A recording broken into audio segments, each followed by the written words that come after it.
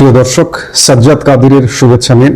এই মুহূর্তে আপনাদের সামনে কথা বলতে এসে সেনাবাহিনী নির্বাচন নিয়ে কি বড় ভূমিকা পালন করছে, আমি শিরোনামে বললাম বড়। এখন বড় নাকি ছোট এটি বিবেচ্য বিষয়। সেনাবাহিনী কি বড় ভূমিকা পালন করছে সেটি নিয়ে আলাপ করবার আগে চলুন আমরা একটা ভিডিও দেখে আসি। হ্যালো সোহেল, কেমন আছিস বাবা? ভালো আছি মা, তোমরা ভালো? বাবা কেমন আছে? ভালো আছি, আমরা সবাই ভালো। তুই আসবি কবে বাবা?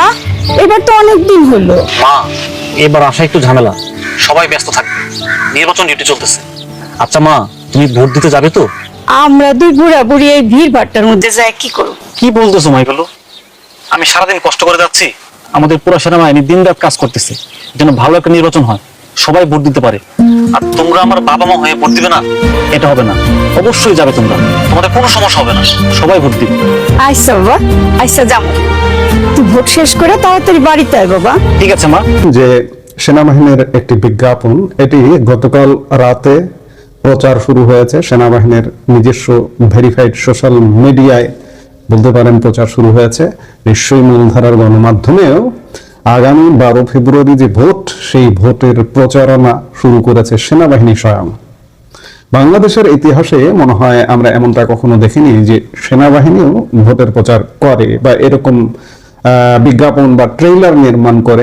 এবার দেখলাম সেনাবাহিনী ভোট নিয়ে কি বড় ভূমিকা পালন করছে। সেনাবাহিনী ভোট নিয়ে যে ভূমিকাটা পালন করছে, সেনাবাহিনী একান্তভাবে আগামী 12 ফেব্রুয়ারি নির্বাচন করে ব্যারাকে ফিরে যেতে চাইছে।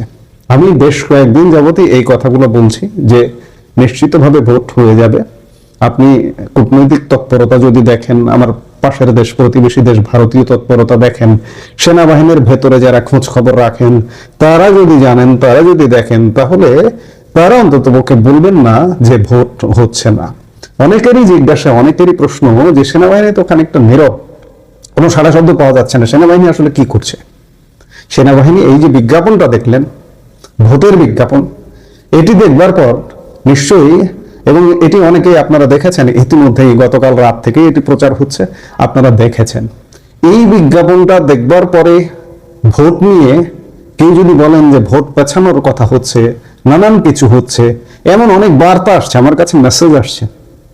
কেউ না কেউ এই বার্তাটা ছড়িয়েছেন, কেউ না কেউ কোনো ভিডিও কন্টেন্ট বা কিংবা কোনো লেখার মাধ্যমে। আমার হয়তো চোখে পড়েনি, কিন্তু আমি ভিডিও কন্টেন্ট আসলে কারো দেখি না।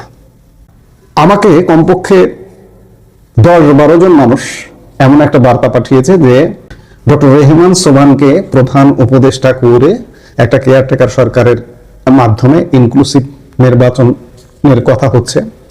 আমেরিকান নতুন রাষ্ট্রদূত ও খলিল একসাথে ফিরে এটা নিয়ে কাজ করার কথা। নতুন উপদেষ্টা নিয়োগ হবে, শুধু খলিল থাকতে পারে। গতকাল সেনাবাহিনীর উচ্চ পদস্থ কয়েকজন কর্মকর্তা রেহমান সোবহান ও সুলতানা কামালের সাথে কথা বলেছে। ইউনূস সাহেব আওয়ামী লীগ ছাড়া নির্বাচন করার জন্য লবি করে যাচ্ছেন। এই একই টাইপের মেসেজ 12 জন পাঠিয়েছে, 1 ডজন মানুষ। তারা জানতে চায় যে আসলে কি। আমি এক কথাই বলেছি যে এগুলো আপনারা কোথায় পেয়েছেন, কোথায় দেখেছেন, লেখায় পড়েছেন, নাকি কোনো ভিডিওতে কারো কন্টেন্টে শুনেছেন? এগুলো হচ্ছে গল্প। এর আগেও হোসেন জিল্লুর রহমানকে নিয়ে উপদেষ্টা পরিষদ গঠন করে ফেলেছিল কেউ কেউ। আবার কলিমুল্লাহ এখন জেলে আছেন, চরম বিতর্কিত আওয়ামী লীগের বেনিফিশিয়ারি, আওয়ামী লীগের সুবিধাভোগী কলিমুল্লাহ, বেগম রোকেয়া বিশ্ববিদ্যালয়ের সাবেক উপাচার্য, সেই কলিমুল্লাহ কেউ কেউ উপদেষ্টা বানিয়ে ফেলেছিলেন। আমাকে মেসেজ দিয়েছিলেন যে কলিমুল্লাহ নাকি উপদেষ্টা হবেন গ্রেপ্তার হওয়ার আগে, ইত্যাদি নানা রকম সরকার গঠন করে ফেলছেন। কিন্তু বাস্তবতা হলো, বাস্তবতার মধ্যে থাকবার চেষ্টা করুন। আগামী 12 ফেব্রুয়ারি একটা নির্বাচন যে হয়ে যাবে তাতে কোনো সন্দেহ নাই, এবং সেনাবাহিনী ফুল ফেজে প্রস্তুতি নিয়ে আছে। নির্বাচনটা করে তারা ব্যারাকে ফিরে যাবে। আমি গত পরশুর একটি কন্টেন্টেও বলেছি যে সেনাবাহিনী নির্বাচিত সরকারকে পাহারা দেবে না, আজীবন মাঠে থাকবে না। আওয়ামী লীগের জন্য নির্বাচন হয়ে যাবে মানে আওয়ামী লীগের জন্য পথ বন্ধ হয়ে যাবে না। তবে একটা খুব অ্যালার্মিং কথা, যে নির্বাচনে যদি জামাত জোট ক্ষমতায় বসে তাহলে অনেক ঘটনা ঘটে যেতে পারে, এমনকি পাকিস্তানের সাথে সামরিক চুক্তি করে ফেলতে পারে, অনেক ঘটনা ঘটাতে পারে। এটি খুব বড় ধরনের একটা উদ্বেগের। আসলে নির্বাচন তো হচ্ছে না, নির্বাচন হচ্ছে পাতানো নির্বাচন, এবং এই পাতানো নির্বাচন আমি শুরুতেই বলেছি সেনাবাহিনী নির্বাচন নিয়ে কি বড় ভূমিকা পালন করছে। সেনাবাহিনী নির্বাচন নিয়ে বড় ভূমিকা পালন করত তখনই যদি আওয়ামী লীগ সহ 14 দল সহ সব দলকে নিয়ে নির্বাচন করত। আজকে যে নির্বাচনটা হচ্ছে এই নির্বাচনটা সমর্থন দেওয়া বা এই নির্বাচনটা করার পেছনে সেনাবাহিনীর ভূমিকাও প্রশ্নবিদ্ধ হচ্ছে। সেনাবাহিনীর, আমি কারো পক্ষপাতিত্ব করছি না, আমি ধরে নিলাম আওয়ামী লীগের সেট ধরে কে দুর্নীতি করেনি, কে একজন দুর্নীতিমুক্ত মানুষকে আপনি আমাকে একটু পরিচয় করাই দেন। একথাও বলতে হবে সাথে যে এখন কি হচ্ছে, এখন কি দুর্নীতি হচ্ছে। এই যে 3 দিনের বৈরাগী ছোট ছোট ছেলে পেলে ইউনিভার্সিটি পাস করে বেরিয়ে উপদেষ্টা হয়েছে, এনসিপি নেতা হয়েছে, হাজার হাজার কোটি টাকার মালিক। আওয়ামী লীগের যে দুর্নীতি হয়েছে তার থেকে 1000 গুণ বেশি। বিএনপি দুর্নীতি করেনি, বিএনপি যখন ক্ষমতায় ছিল। জামাত অপকর্ম করছে না, জামাত অন্যায় কাজ করছে না, সবাই করছে। এই বাংলাদেশে কি ধোয়া তুলসী পাতা কেউ? কাজে কেউ না, ধোয়া তুলসী পাতা কেউ না। পুরো আওয়ামী লীগ সংগঠনটাকে বাদ দিয়ে একটা নির্বাচন হচ্ছে। সেনাবাহিনী নির্বাচন নিয়ে এটা বড় ভূমিকা পালন করছে এটি বলা যাবে না। সেনাবাহিনী একটা একতরফা নির্বাচনকে সমর্থন করছে, সমর্থন করছে, এটি ভালো হবে, এটি ভালো হবে যে যাই হোক। তবে জামাত ক্ষমতায় আসলে অনেক কঠিন হয়ে যেতে পারে, আরো দীর্ঘ পথ পাড়ি দিতে হতে পারে, এটাও একটা ব্যাপার। আবার প্রকৃতি বলে একটা কথা আছে।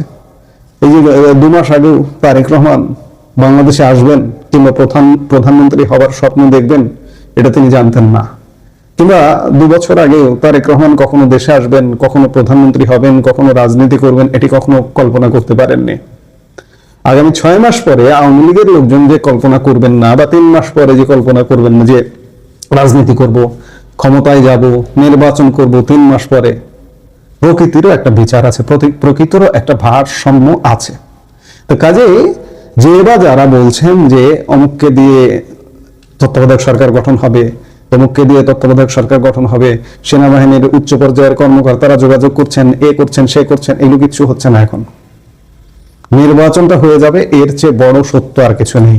নির্বাচনটা শুধুমাত্র হবে এই যে বর্তমান পরিষদে যারা আছেন তারা সেফ এক্সিট নেবার জন্য।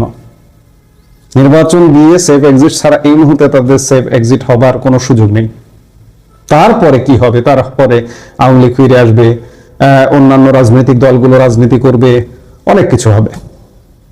কিন্তু আপাতত সেনাবাহিনীর স্ট্যান্ডটা কি যদি কেউ জিজ্ঞেস করেন, সেনাবাহিনী এই নির্বাচনটা করে দিচ্ছে। এই বিজ্ঞাপনের ভাষাটাও কিন্তু সেটাই বলে। এতদিন এমনি ভাষা কথা বললাম, কিন্তু এখন একদম প্রুফ সহ এই বিজ্ঞাপনটা প্রমাণ সহ দেখিয়ে দিচ্ছে যে সেনাবাহিনী ভোটের রীতিমতো প্রচার করছে। কাজেই সেনাবাহিনী নির্বাচন ঠেকিয়ে দিচ্ছে, বিকল্প তত্ত্বাবধায়ক সরকার হচ্ছে, মার্কিন যুক্তরাষ্ট্র থেকে এই হয়েছে সেই হয়েছে, খলিল আসছে, নয়া রাষ্ট্রদূত আজকে আসছে, আজকে 12 তারিখ, আজকেই তার আসার কথা, আজকে আসছে, যোগদান করে আগামীকালকে সরকার ফেলে দিবে, ইউনুস ফেলে দিয়ে নতুন হবে, কিচ্ছু না। নির্বাচন যে হয়ে যাবে এতে কোনো সন্দেহ নাই। বারবারই বলছি, সেনাবাহিনী এই বড় কাজটাই করছে। আগামীর জন্য প্রস্তুতি নিন সবাই, গুজবে কান দেবেন না, এটি মেনে নিতে হবে, এই নির্মম বাস্তবতা মেনে নিতে হবে, এছাড়া উপায় নেই। এই মুহূর্তে এ পর্যন্ত, সবাই ভালো থাকুন, সুস্থ থাকুন।